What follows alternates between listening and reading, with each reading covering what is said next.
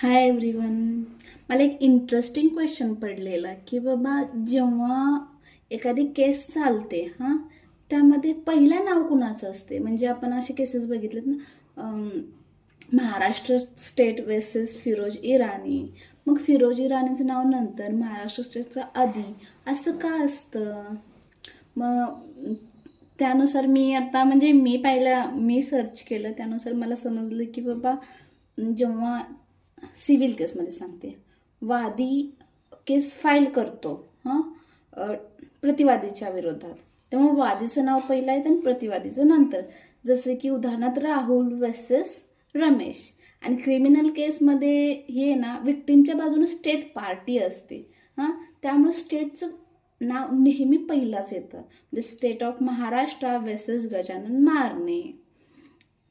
म्हणजे गुन्हा हा समाजाविरुद्ध असल्याने खटला राज्याने चालवलेला असतो, त्यामुळं स्टेटचं पहिला नाव येतं आणि त्यानंतर प्रतिवादीच किंवा अक्युज्ड पर्सन्स. थँक्यू.